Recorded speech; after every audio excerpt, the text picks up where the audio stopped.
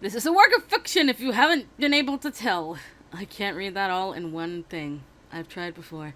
Would you like to skip the prologue? Well, since this is the last full route and the last time we'll ever see this again because Chizuru's route literally just follows Saito's route up for the most part, we are gonna do the prologue. And it's been a while. And this is we're not button mashing anything this time around. So, yeah.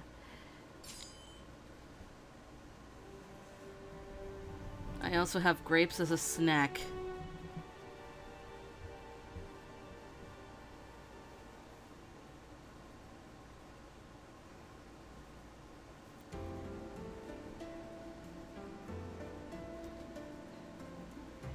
So this is Kyo.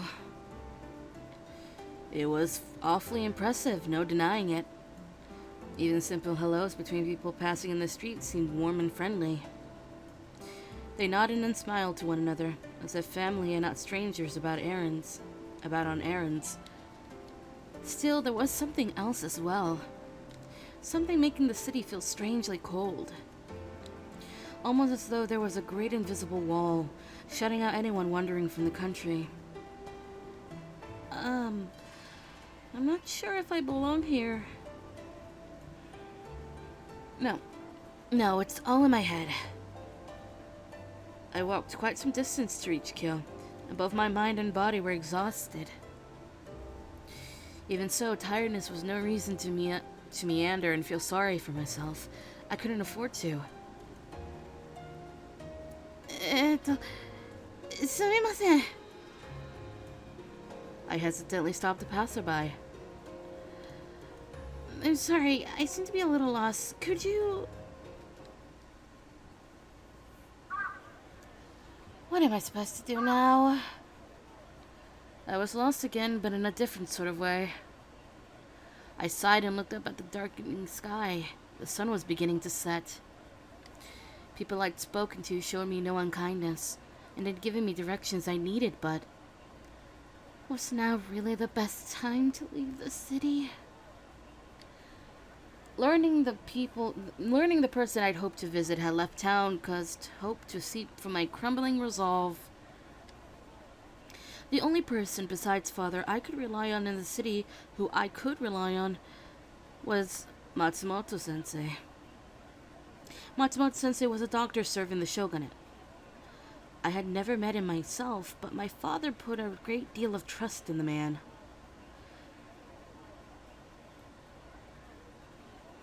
He had told me that if I ran into any trouble in his absence, I was to contact Matsumoto-sensei. Unfortunately, Matsumoto-sensei was out on business and would not return for some time. Yep. Was I too hasty? Perhaps I should have waited. It is indeed rude to visit without warning, which is why I had sent a letter prior to my arrival, but it seemed he had left before reading my letter. Perhaps, I thought, I should have waited for a reply before traveling to an unfamiliar city. But... I could no longer spend time waiting idly for news.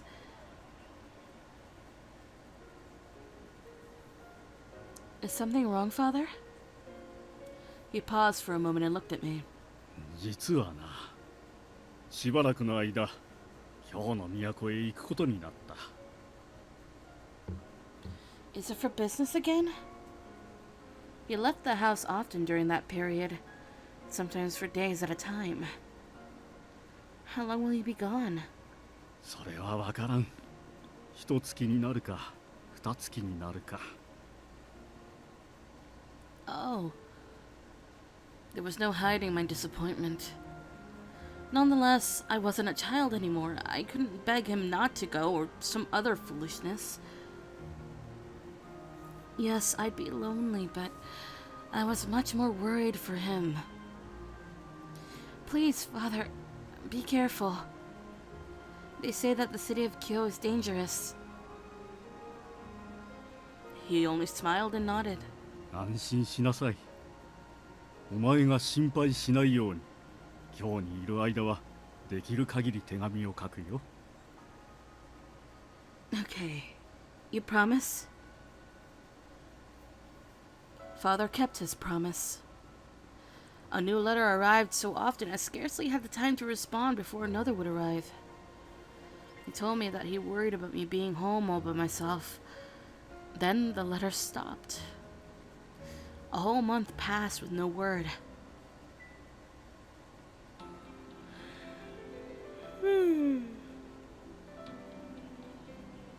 Father, they say Kyoto is full of ronin. It is not a safe place.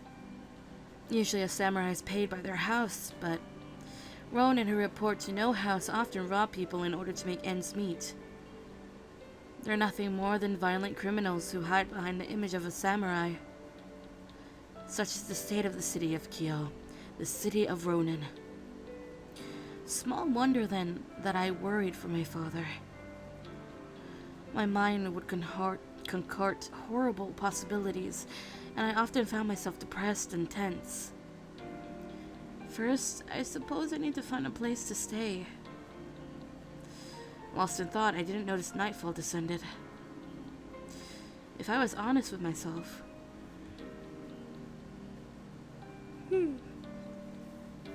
I hadn't the faintest idea of how long searching for him would take. I brought a negligible sum of money with me, enough to last me a month if used wisely. Finding father in this window of time was a must. Otherwise, I would have to depend on Matsumoto-sensei returning in this time, or else I'd be forced to return home without a word. Well, at any rate, I should try and be as frugal as possible. I lengthened my stride and set off on my path. Fortunately for me, men's clothing assisted with keeping a quicker pace than women's. Kyoto presented many dangers to a young girl, hoping to explore the city without direction. My disguise, such as it was, proved successful, and I'd safely made it all the way to Kyoto. Such success went to my head and led me to believe I could explore Kyoto as I pleaded. But Kyoto is not a safe place. I should have remembered that. Instead, I had somehow convinced myself that the city's hidden dangers didn't apply to me. I was about to discover otherwise. I spun around. In the street in front of me were 3 ronin. Can I help you? I did my best to keep my voice calm, reaching nonchalantly for my kodachi. My father encouraged me to take sword lessons. I'd kept with them, and I did rather well. I was confident enough in defending myself. However, perhaps my overconfidence in myself is what served the situation at hand to me. I messed up and let my guard down. My fault. There was a chance I could take them on, but there were 3 of them and 1 of me. ガキのくせにいいもん持ってんじゃねえか。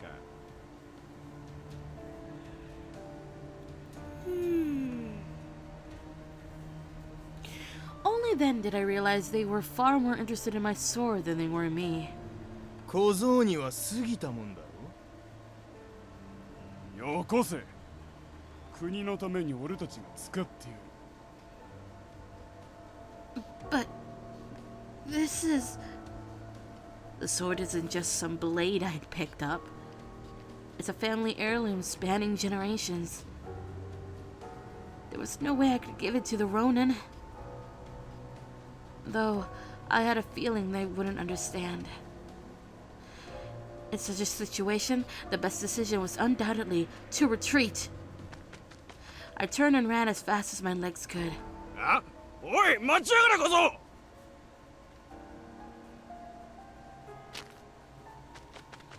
Gosh, they sure don't give up easily, do they? I felt like I'd been running for quite a while, but I could still hear the ronin cursing loudly. I ducked into an alley flattening against the wall. After deciding they weren't too close, I crept further into the alley. Someone left a couple of sheets of wood leaning against one of the houses. A perfect hiding spot. What luck, I thought, kneeling down under them. This is my way to escape this mess. I was listening for sounds intently. A suspicious calm entered my mind. I'd expected to hear the Ronin yelling to each other, looking for me, but seconds turned into minutes. I heard nothing. I was about to sneak out and have a look when... What?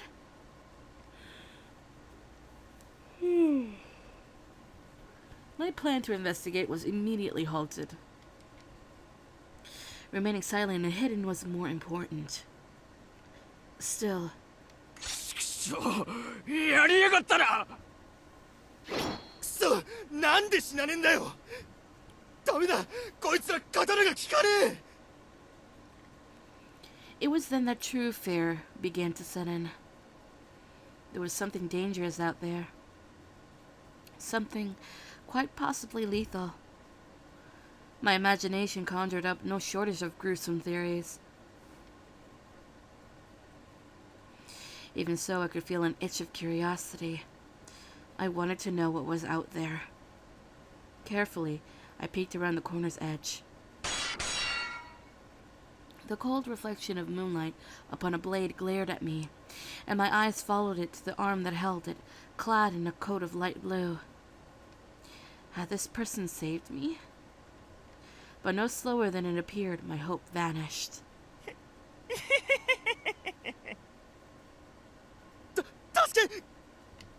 I heard the Ronin stumbling to beg for his life. The person in the blue coat said nothing, just stepped forward, his sword raised.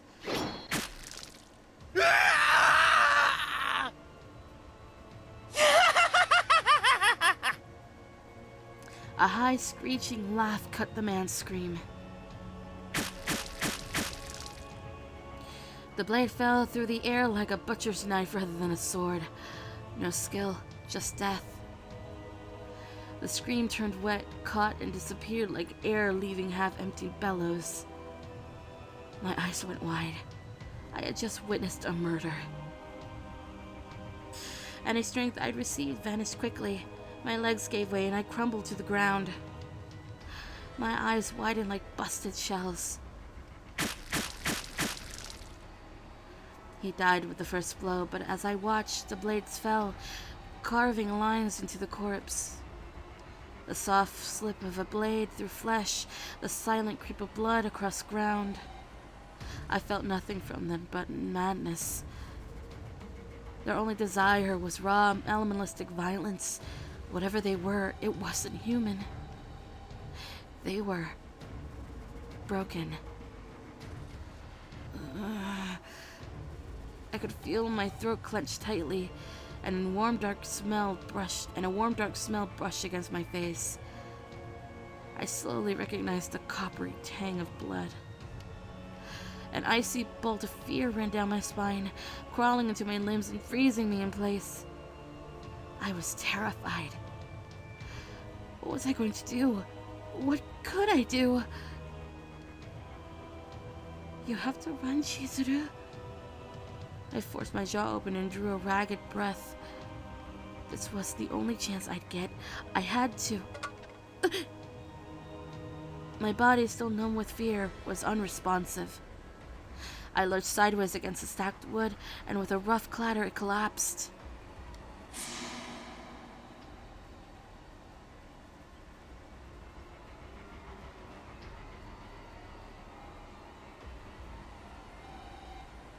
The creatures turned, coats drenched in blood. Their eyes locked with mine and bore into me. Hideous grins split their inhuman faces, shaking with excitement and prey to slaughter. I had to run. I couldn't die yet, but my legs refused to move. Their hideous, cackling laughter echoed. I was going to die. My body was frozen with terror. I couldn't even scream. This was it. This was the end.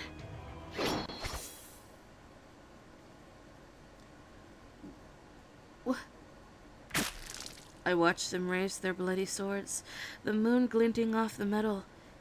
Then there was a flash of light and the soft splash of blood. I could feel it, warm and sticky. Bile began to rise in my throat, but before disgust took hold, I heard a voice. はあ、残念だな。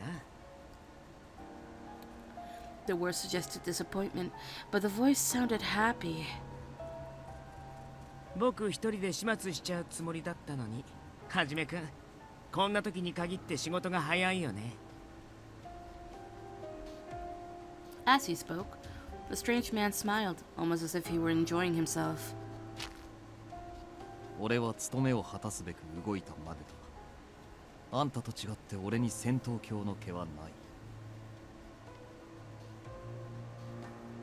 い。うわ、ひどい言い草だな。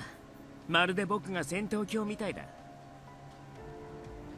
He laughed. 否定はしないのか。The man called Saito-san sighed with the air of a long-suffering companion and looked at me. でもさ、あいつらがこの子を殺しちゃうまで黙って見てれば、僕たちの手間も省けたんじゃないかな。His tone was light, but it confirmed my fears.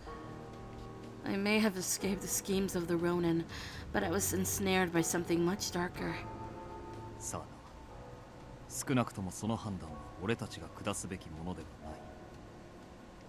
はない。Then, who was in charge of these two? Their conversation led me to believe they were part of an organization. As I thought about it, I recalled hearing about men with blue coats. My thoughts were interrupted by a dark shape sliding into view.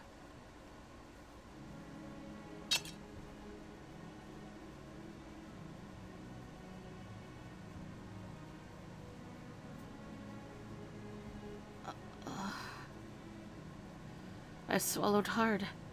The moonlight shone off his smooth dark hair. For reasons I couldn't fathom, in that moment, the light on his hair made me think of the wistfulness of flower petals. It was almost as if the cherry trees were blossoming out of season. 運のないやつだ。 His voice was cold and quiet, like a blade of ice. Blue-white moonlight lit his slender face and shone from the blades pointed at my chest.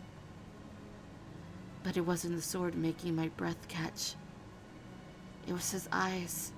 They were fierce and hard, but somewhere behind them, I could catch a glimpse of something else. There could be no doubt that he was prepared to kill me, and yet he looked troubled. Not kindness, but perhaps mercy? いいか、逃げるなよ。背を向ければ切る。I nodded. There was no doubt he meant every word he said. He stared at me for a moment, then grimaced and put his sword away, sighing.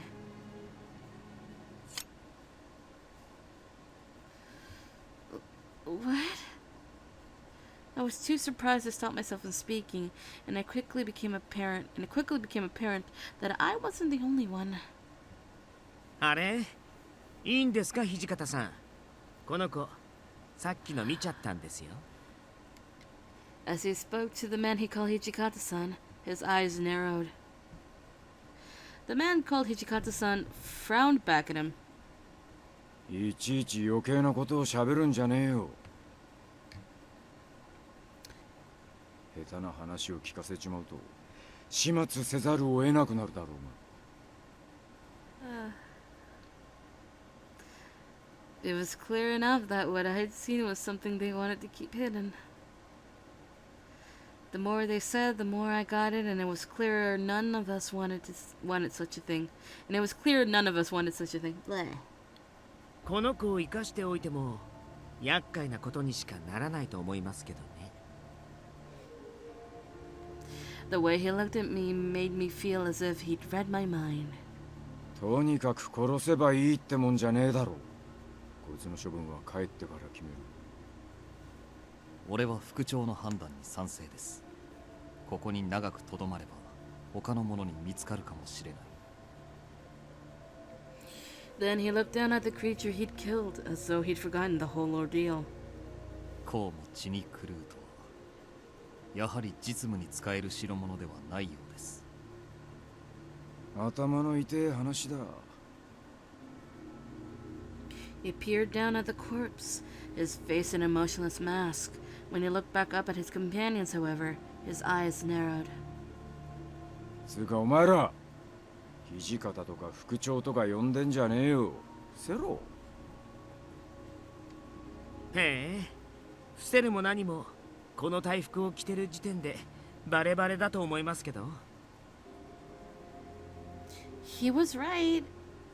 Even I had heard stories about a gang of cruel men in blue coats who cut down people in the streets, but I didn't know how to confront the dilemma of pretending I didn't see any of these horrors.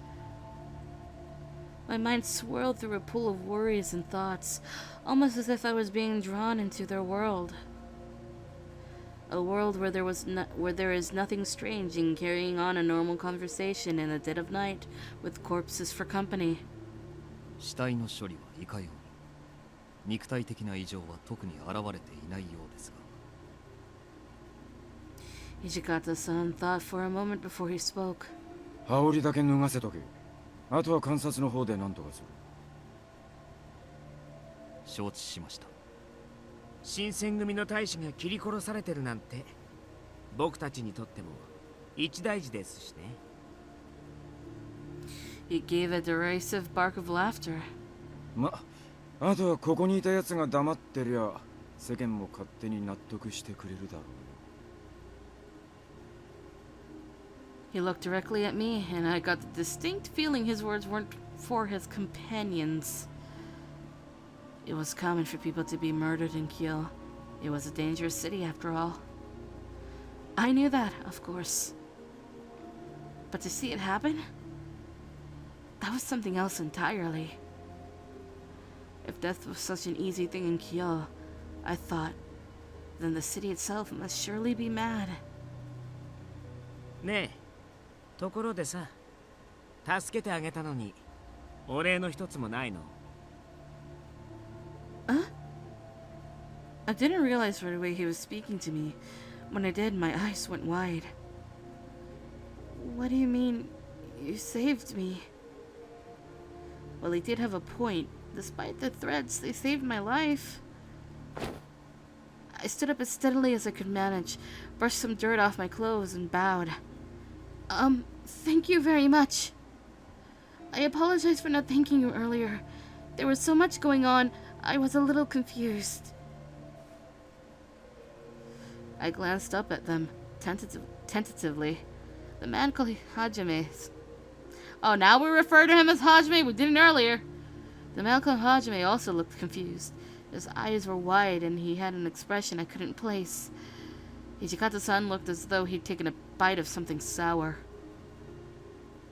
I sighed deeply before continuing.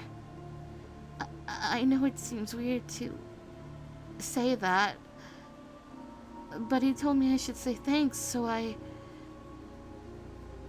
looked up. Saito-san and Hijikata-san both stared pointedly at anything but me, and the third man was shaking with laughter. あ、ごめんごめん。そうだよね。僕が言ったんだもんね。He broke out in laughter again, so much so that he was forced to wipe a few tears from his eyes as he straightened up. どういたしまして。僕は沖田総司と言います。礼儀正しい子は嫌いじゃないよ。Thank you for helping me. Not quite sure what else to do. I bowed again. 君を助けてくれたのが斉藤はじめくん。それでこっちの偉そうなのが。わざわざ紹介してんじゃねえよ。副長、お気持ちはわかりますが、まず移動を。Whatever mirth was inspired was gone. The man called Saito-san now spoke with quite urgency. The man named Okita grabbed a hold of my wrist, smiled, and led us down the street. His grip was a touch too tight to be friendly, his fingers like iron cables around my arm. There was no question about my situation. I quickly picked up on the notion that if I were to run, I would be killed instantly. My life was in the hands of these strange men. I set my jaw and stood up as straight as I could. My eyes crept up from the blood-stained coat and met Saito-san's gaze. 己のために最悪を想定しておけ。さしていいようには転ばない。His words were like a dagger in my stomach. What was going to happen to me? Was I going to die? As we walked through the bleak Kyoto night, I felt horror crawl its way up my spine once again. The cause of my horror wasn't the gruesome end that awaited me, but something else entirely. I spoke with these men and watched them speak, standing next to a warm corpse soaked in blood. That I had done such a thing terrified me in an altogether different way. Perhaps this is what it is like to go mad.